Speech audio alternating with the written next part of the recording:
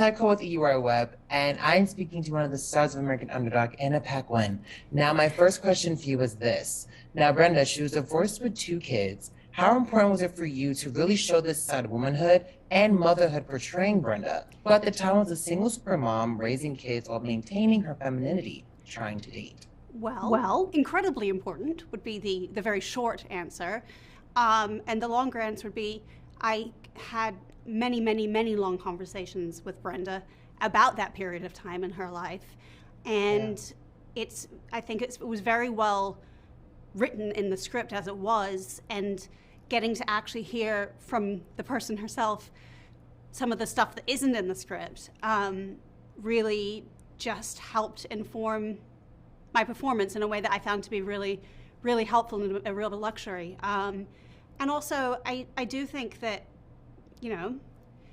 women get put in boxes of like, oh, right, you've done this thing, now you're over here, or you're past a certain age, or people like to sort of categorize and limit the woman. Well, historically. So, and they broke the mold when they made Brenda. She's not going to be put into anybody's box, and she's a survivor and a fighter, and I think that's a really amazing thing for other girls and women or young moms to to look up to her. Yeah. Now, one of the children is blind in the film. In Yes. terms of diversification in Hollywood and film, do you think we're finally opening up the doors for people with disabilities and inclusion in general? Well, I can only speak for things that I personally have worked on,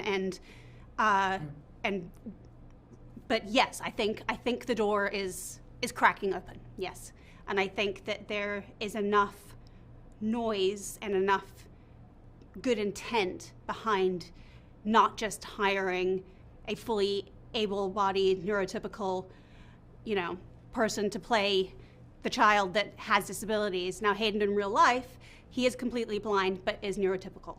So, but they felt like it was comfortable enough with the representation of their son.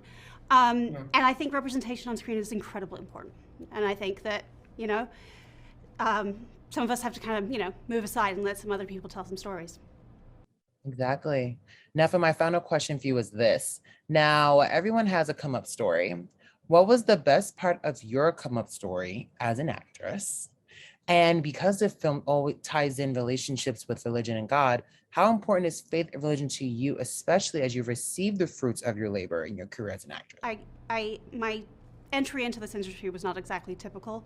And I've been the recipient of gift after gift after gift as far as the kinds of material and the kinds of amazing artists I've been able to work with from such a young age. But also, that sort of what feels like the most amazing thing ever when you're 16 is different than what's the most amazing thing ever when you're 21, or so it's kind of a sliding scale. But I don't show up for a job if I'm not 100% passionate, like you have my all, Right. So it's kind of hard to narrow it down. Okay. Well, that means there's so many. So like there's so many different points. And I'm very lucky, and I know that. So, I couldn't really pick just one.